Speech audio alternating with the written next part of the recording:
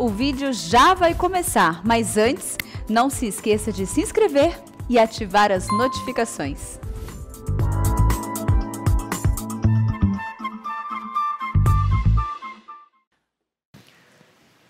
Irmãos queridos, nós vamos abrir a palavra de Deus no Salmo 139. Salmo 139. E vamos ler todo esse salmo.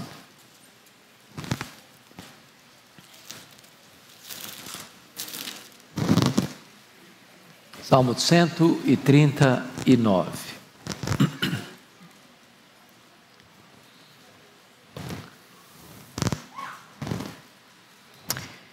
Esse texto diz assim: Senhor, tu me sondas e me conheces. Sabes quando me assento e quando me levanto. De longe penetras os meus pensamentos. Esquadrinhas o meu andar e o meu deitar, e conheces todos os meus caminhos. Ainda a palavra me não chegou à língua, e tu, Senhor, já a conheces toda. Tu me cercas por trás e por diante, e sobre mim pões a mão.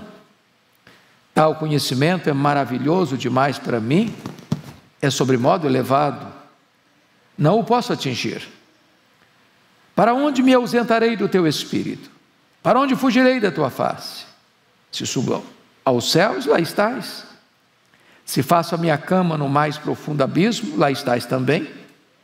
Se tomo as asas da alvorada e me detenho nos confins dos mares, ainda lá me haverá de guiar a tua mão e a tua destra me susterá. Se eu digo, as trevas com efeito me encobrirão, e a luz ao redor de mim se fará noite, até as próprias trevas não serão escuras, as trevas e a luz são a mesma coisa. Pois tu formaste o meu interior, tu me teceste no seio de minha mãe.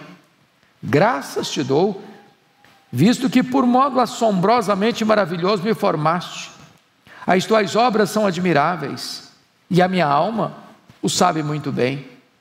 Os meus ossos não te foram encobertos, quando no oculto fui formado e entritecido nas profundezas da terra. Os teus olhos me viram a substância ainda informe, e no teu livro foram escritos todos os meus dias, cada um deles escrito e determinado, quando nenhum deles havia ainda. Que preciosos para mim, ó Deus, são os teus pensamentos, e como é grande a soma deles. Se os contasse, excedem os grãos de areia. Contaria, sem jamais chegar ao fim. Tomar, ó Deus, desses cabo do perverso. Apartai-vos de mim, homens de sangue. Eles se rebelam insidiosamente contra ti, e como teus inimigos falam malícia. Não aborreço eu, Senhor, os que te aborrecem? E não abomino os que contra ti se levantam? Aborreço-os com ódio consumado. Para mim são inimigos de fato. Sonda-me, ó Deus, e conhece o meu coração. Prova-me e conhece os meus pensamentos. Vê se há em mim algum caminho mau, e guia-me pelo caminho eterno. Amém. Eu queria pensar com vocês nesta noite sobre o tema encurralado por Deus. Encurralado por Deus. Quando eu leio esse salmo, a primeira coisa que me vem à mente é que é uma mensagem aterradora, porque não dá para fazer nada escondido de Deus. A segunda coisa que me vem à mente é que é uma mensagem consoladora, porque apesar de Deus me conhecer, Ele me ama. Apesar de Deus conhecer você, Ele ama você. Talvez esse seja um dos mais belos poemas do Saltério. Talvez nenhum outro consiga exaltar a Deus de forma tão eloquente quanto este salmo. Nós, via de regra, dividimos os chamados atributos de Deus em duas categorias. Os chamados atributos incomunicáveis, que só Deus os tem, e não divide com os anjos nem com os homens, nem mesmo na eternidade nós os teremos. E os chamados atributos comunicáveis são aqueles atributos que Deus os tem e nós podemos compartilhar deles, como o amor, a santidade, a justiça. Mas aqui este salmo vai tratar de 3 grandes atributos de Deus que só Deus os tem. Se não, vejamos. Dos versos 1 a 6, ele fala da onisciência divina. Deus é aquele que sabe tudo, conhece tudo, sonda todos. Não há nada que escape ao seu conhecimento. Segundo, notem comigo, dos versos 7 a 12, ele vai falar da onipresença de Deus. Deus está em todo lugar. Não há um centímetro deste vasto universo onde Deus não possa dizer, eu estou aqui. Não tem como, portanto, fugir da presença de Deus. Ele é inescapável. Você está encurralado por Ele. Terceiro, você confere comigo, dos versos 13 até o verso 18, acerca da onipotência divina. Ele é onipotente. E uma evidência de que Ele é onipotente é que Ele formou você de forma assombrosamente maravilhosa no ventre da sua mãe. E conheceu você quando você era apenas ainda uma massa informe. E esse salmo conclui com o aspecto de que Deus, que sabe tudo, que está em todo lugar e que é todo poderoso, vai submeter a você e a mim ao julgamento. E não há outra saída para nós senão fazer o que Davi fez: clamar a Deus, sonda-me, ó Deus, e conhece o meu coração, prova-me e conhece os meus pensamentos, vê se há em mim algum caminho mau e guia-me pelo caminho eterno. Então, pensando nisto, eu gostaria que nós hoje pudéssemos observar estas verdades. Os gregos diziam assim: conhece-te a ti mesmo. É uma máxima da filosofia, mas equivocada. Sabe por quê? Você não conhece a você mesmo. Você pode estar casado 50 anos. Você não conhece a sua esposa plenamente. Você não conhece o seu marido plenamente. Você não conhece seus filhos plenamente. Você não conhece seus pais plenamente. Você não se conhece plenamente. Alex Carrel escreveu um livro assim: o homem, esse desconhecido. O homem decifra os segredos da ciência, o homem avança o espaço sideral, o homem pousa na lua, o homem quer penetrar nos outros planetas, ele faz viagens interplanetárias, mas ele não consegue fazer uma viagem para dentro dele mesmo e conhecê-lo plenamente.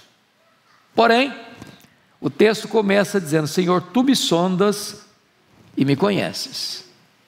Então, não tem nada aí nos corredores da sua vida que esteja oculto aos olhos de Deus. Ele a todos conhece, a tudo sonda. Mas note você que ele vai além e diz o seguinte: sabes quando me assento e quando me levanto. Ele conhece as nossas atividades, as nossas ações, os nossos movimentos. Não tem lugar que você vá que Deus não saiba. Não tem ação que você pratica que Deus não saiba. Tudo que ocorre na sua vida, do acordar ao dormir, está debaixo do olhar de Deus, do conhecimento de Deus. Mas ele vai além e diz assim: de longe penetra os meus pensamentos. Bom, dizem os estudiosos que a gente tem em torno de 10 mil pensamentos por dia. Mas ele não penetra alguns, ele penetra todos. pensamentos que você fica escandalizado com você mesmo. Não sou eu que estou pensando nisso. Estou chocado comigo. Estou perplexo. Estou escandalizado comigo. Pensamento que você não conta para o seu amigo mais próximo, mais íntimo. Porque se você contar, ele vai ficar chateado com você. Ou talvez escandalizado. Pois Deus conhece. É espantoso isso. Porque apesar de Deus conhecer todos os meus pensamentos, Ele ainda me diz: eu te amo. Eu tenho um colega que disse certa feita o seguinte: se a minha mulher me conhecesse como Deus me conhece, ela não ficaria casada comigo uma semana.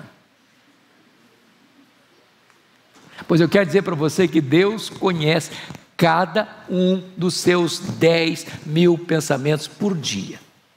Tem jeito.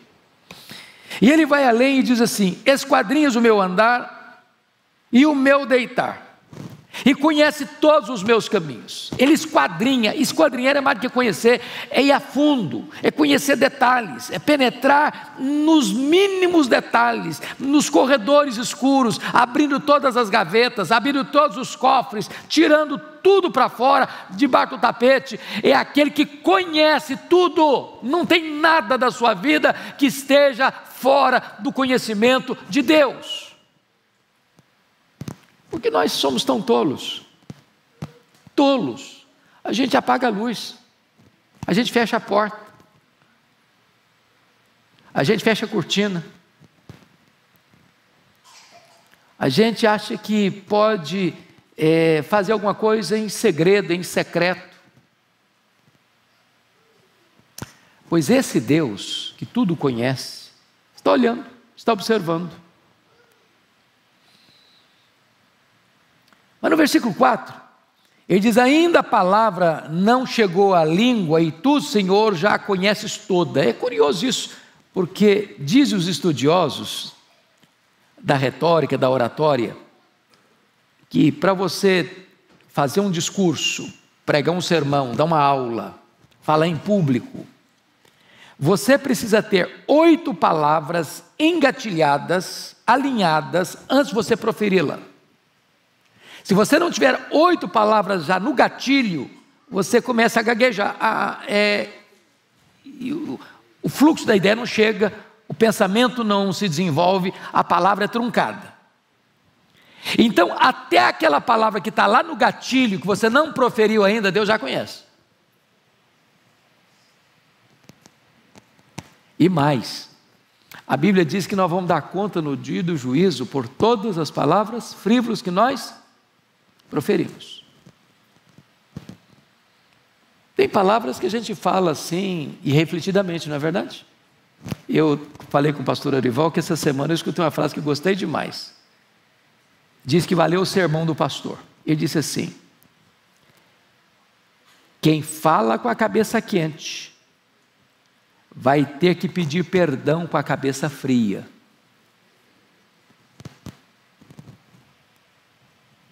Só acontece comigo isso ou acontece com você também?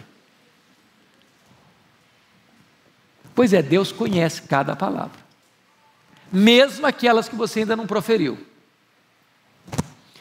Mas o texto avança e diz assim no verso de número 5: tu me cercas por trás, a retaguarda, por diante, na dianteira, na vanguarda,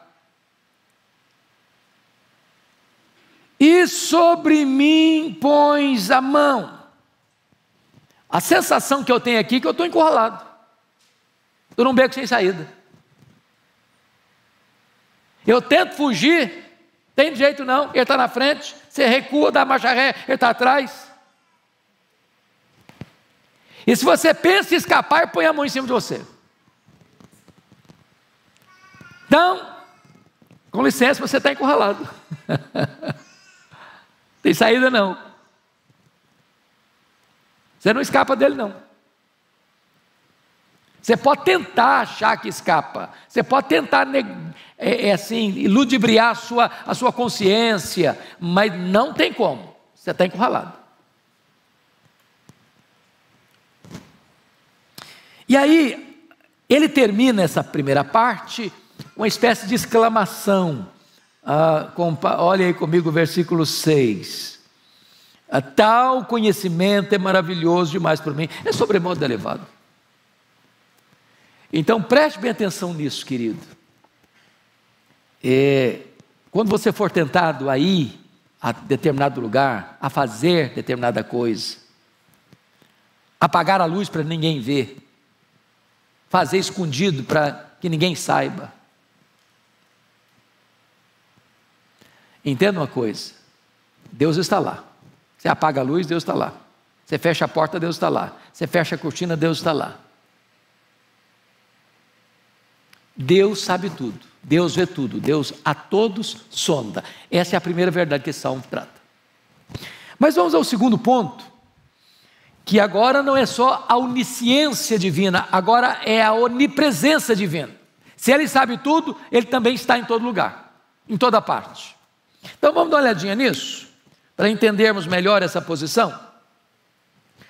Olha o versículo de número 7, porque a primeira sensação que eu tenho, já que Deus me encurralou, será que tem jeito de escapar? Quando você se sente num beco sem saída, você quer buscar um escape, não é verdade? Uma rota de fuga, uma janela de escape, uma porta de saída. E então ele faz a pergunta: para onde me ausentarei do teu espírito? Para onde fugirei da tua face? Porque se esse Deus sabe tudo e eu sou pecador, eu estou frito, não estou não? Estou encrencado.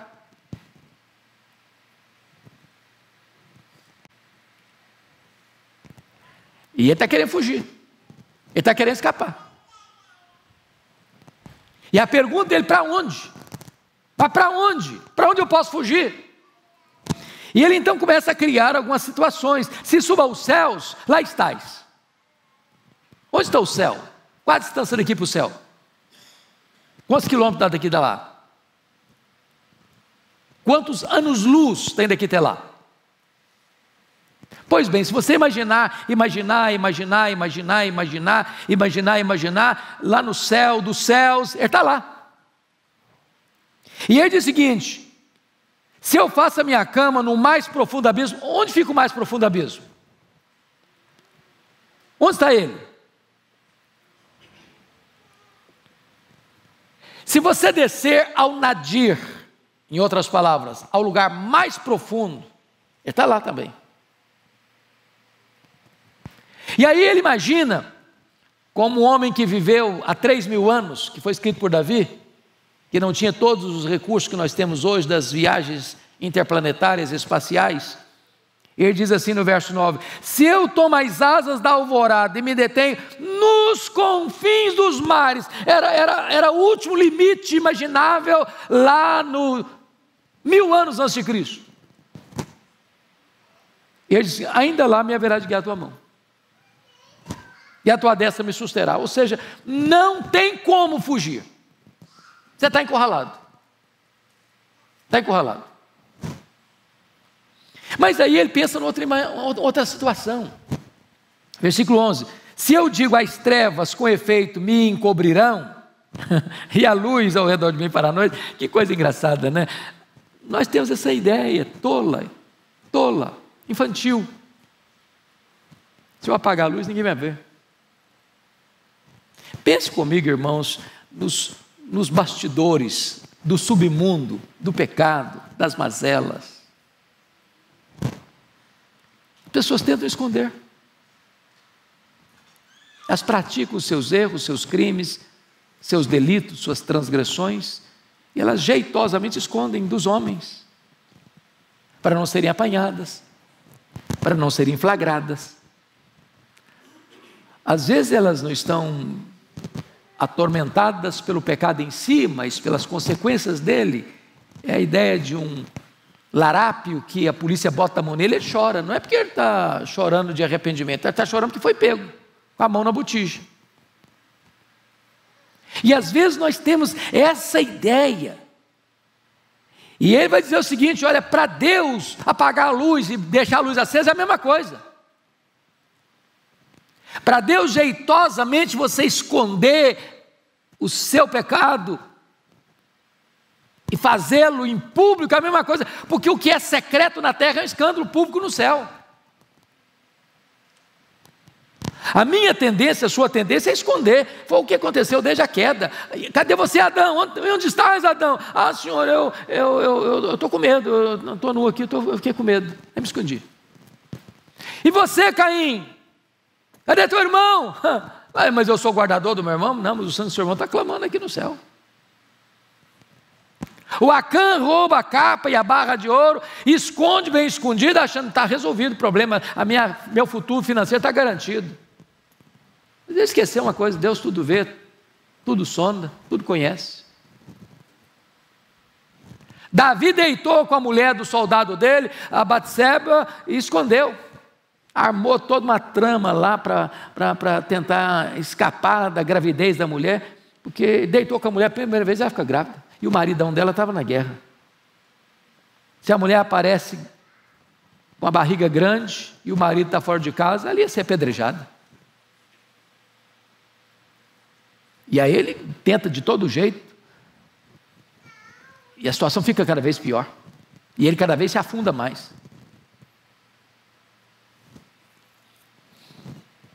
Preste bem atenção nisso. Deus é inescapável e você está encurralado por Deus.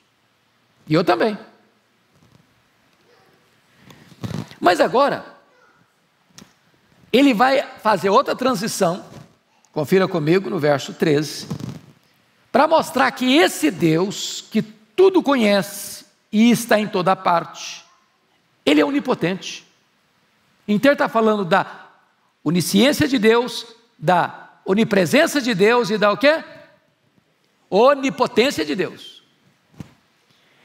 Olha o verso 13: pois tu formaste o meu interior, tu me teceste no seio de minha mãe. E ele acha isso tão maravilhoso que ele começa a dar graças. Graças te dou, visto que por modo assombrosamente maravilhoso me formaste. As tuas obras são admiráveis, a minha alma o sabe muito bem. Os meus ossos não te foram encobertos quando no oculto fui formado, entretecido como nas profundezas da terra.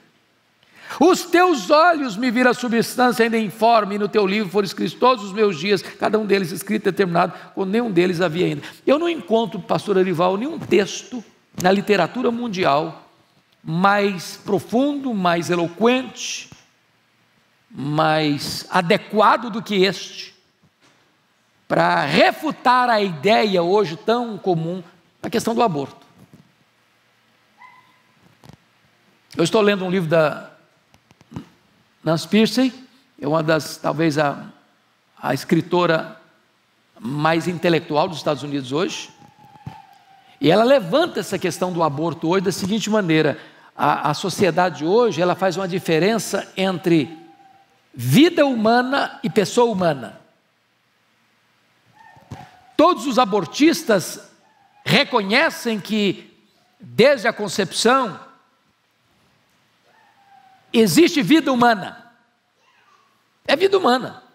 Ninguém pode negar a ciência, não pode negar isso. Porém, eles fazem uma distinção entre vida humana e pessoa humana, dizendo, é uma vida humana, mas não tem direitos como pessoa.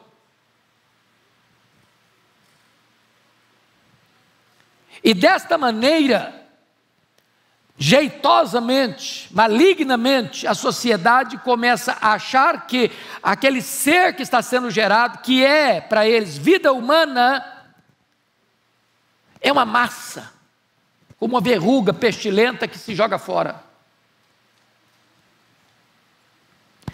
Mas há 3.000 anos, Davi já entendia isso, que Deus lidava com ele como uma pessoa, que Deus já o considerava uma pessoa, que ele não era tratado como uma coisa, ou apenas com vida humana, mas com uma pessoa humana que tinha uma história que já estava traçada desde o ventre materno.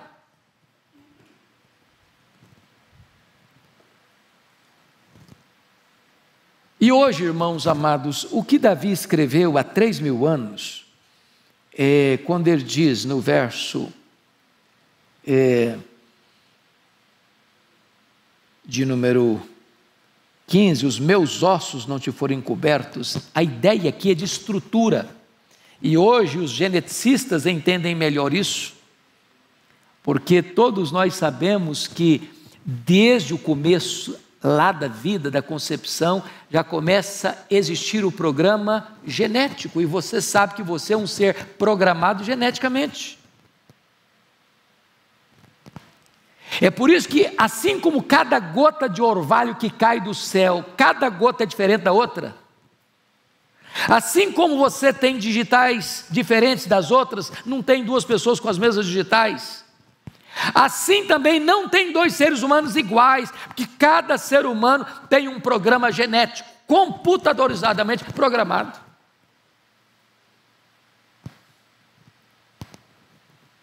Os estudiosos, e quem ganhou até prêmio Nobel sobre esse assunto, Marshall Nirenberg, define que você e eu temos mais de 60 trilhões de células vivas no corpo. Em cada uma dessas células você tem 1,70 m de fita DNA, onde estão gravados e computadorizados todos os seus dados genéticos, a cor dos seus olhos, a cor da sua pele e seu temperamento. Se você espichasse essa fita DNA do seu corpo, daria 102 trilhões de quilômetros, 102 trilhões de metros, 102 bilhões de quilômetros. É por isso que Davi, há 3.000 anos, diz que Deus o fez de forma assombrosamente maravilhosa. Só os seus olhos, diz o doutor lá de Harvard, um dos maiores oftalmologistas do mundo, tem cerca de 10 milhões de fios encapados em cada um deles. Se não for assim, haveria um curto-circuito, ficaríamos cegos. O nosso corpo é algo exponencial. Se nós pudéssemos dissecar cada célula, se nós pudéssemos entender todas as vibrações do nosso cérebro, se nós pudéssemos entender todos os caninhos do nosso coração, dos nossos rins, dos nossos pulmões, do nosso estômago, é uma máquina fenomenal. E Davi sabia disso há 3.000 anos. O seu corpo é uma propaganda absolutamente eloquente da onipotência divina. Seu corpo é uma obra do poder de Deus.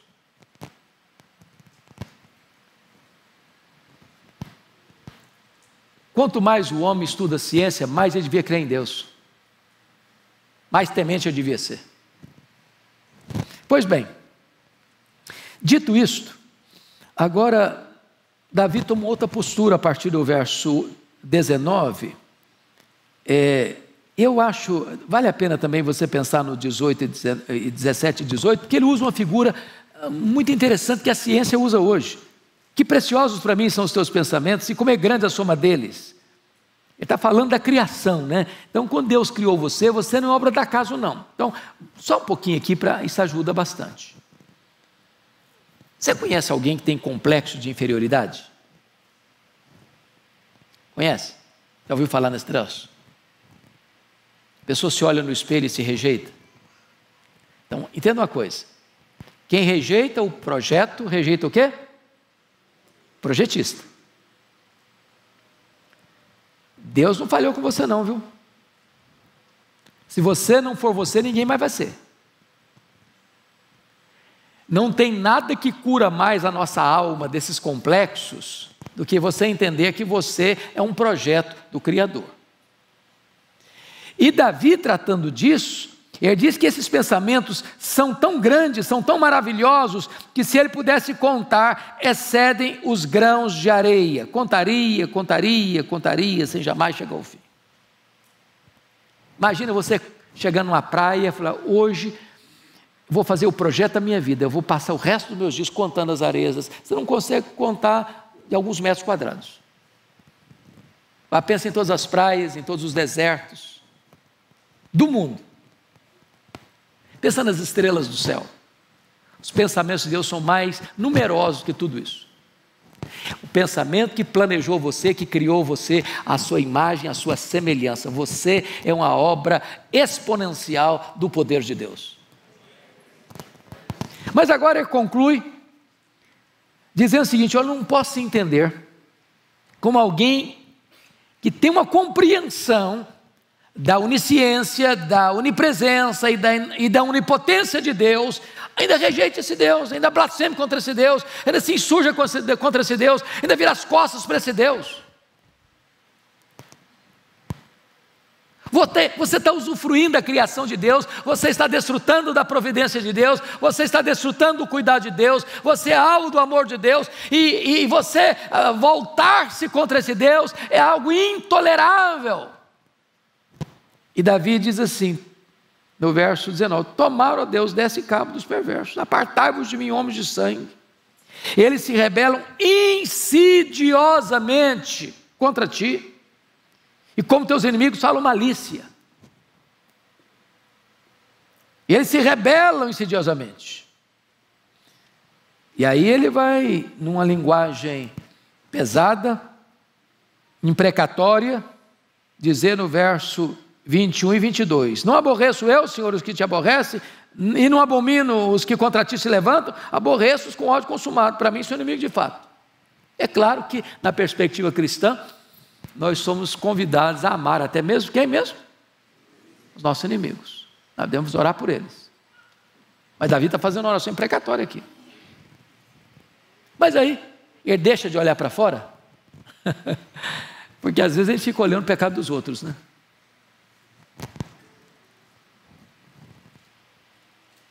Aí começa a olhar para dentro. E quando ele começa a olhar para dentro, ele tem a mesma experiência do Isaías. Isaías olhou para fora e disse: ai do beberrão, ai do ganancioso, ai do farrista, ai do pervertido moral. Aí ele olhou para dentro dele e disse: ai de mim, ai de mim. Então ele faz aqui uma oração e ele tem 3 pedidos: sonda, prova, guia. A palavra sondar no hebraico aqui, a ideia, eu não sei quantos de vocês, eu fui criado na roça bem artesanal, daquela roça de plantar arroz no brejo. Vocês da cidade não sabem, talvez que seja isso não. Você pega uma região alagadiça, um pântano, uma lagoa, você enfia a enxada e vira o barro, bota a raiz para cima, e ali você planta o arroz. A ideia de sondar é essa: enfia a enxada da verdade, aqui que está lá com as raízes escondidas, traz para a luz, sonda. Deus, traz a luz, traz para a luz, bota para fora o que está escondido, sonda-me, ó Deus, sonda-me, conhece o meu coração, prova-me e conhece os meus pensamentos. Ele está querendo que Deus entre profundamente na vida dele. Ele percebeu uma coisa: não dá para esconder, não dá para fugir, então ele quer encarar. E ao querer encarar, ele diz: agora Deus, eu preciso ser sondado, eu preciso ser conhecido, eu preciso ser provado. E ele diz: ó Senhor, vê se há em mim algum caminho mau. Eu não quero andar no caminho mau, eu não quero enganar a mim mesmo, eu não quero tentar te enganar. Eu sei que não dá para fugir, eu sei que o Senhor conhece tudo. O Senhor, na verdade, até me fez, o Senhor me conhece antes de eu existir como eu sou hoje. Então, Deus, eu te peço uma coisa: guie-me pelo caminho eterno. Vocês não acham que é a oração mais oportuna e mais própria para fazer hoje? Meu Deus, me guia. Me guia, Senhor. Eu não quero fugir mais não. Não quero estar na rota de fuga mais não. Eu não quero tentar tapar o sol com a peneira mais não. Eu não quero me enganar a mim mesmo mais não. Meu Deus, então me sonda. Então, Senhor, me prova. Ô Senhor, então me guia pelo caminho eterno. Que Deus nos ajude a fazer essa oração nesta noite. Vamos ficar em pé. Antes de nós orarmos, me permita, pastor Ival, reiterar o seu apelo.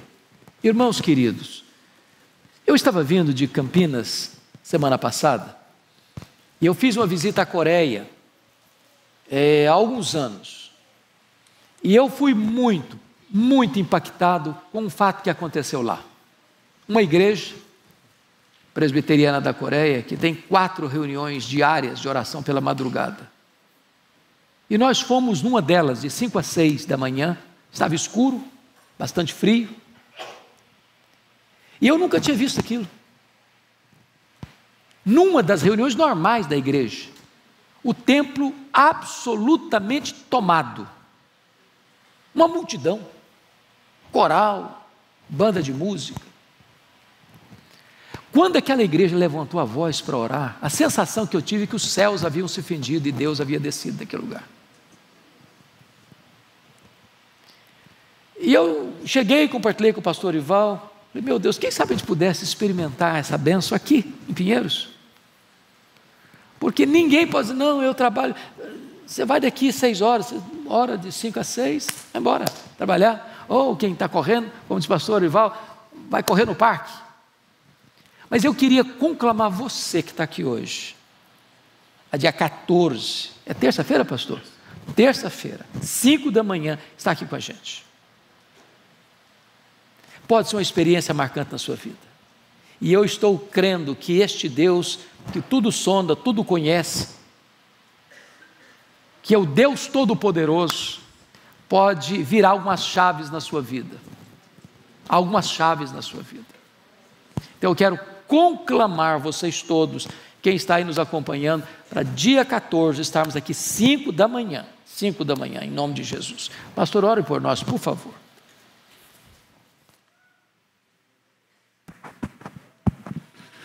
Senhor Deus, cada passo que nós damos, cada senda em que nós caminhamos, cada pensamento, cada palavra, o Senhor conhece tudo, o Senhor sabe tudo. E nós nos curvamos nessa noite diante da Tua onisciência, diante da Tua onipotência, diante da Tua onipresença. E queremos Te adorar nesta noite. Queremos Te agradecer nesta noite, porque apesar de tudo isso, o Senhor não desiste de nós. O Senhor nos ama com amor eterno. O Senhor trabalha pela nossa transformação interna, espiritual, mental.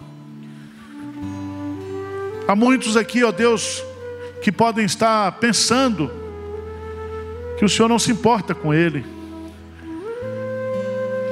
Há muitos que na crise, no deserto, podem estar dizendo, Deus não se importa comigo, Deus não me ama, Deus não me quer.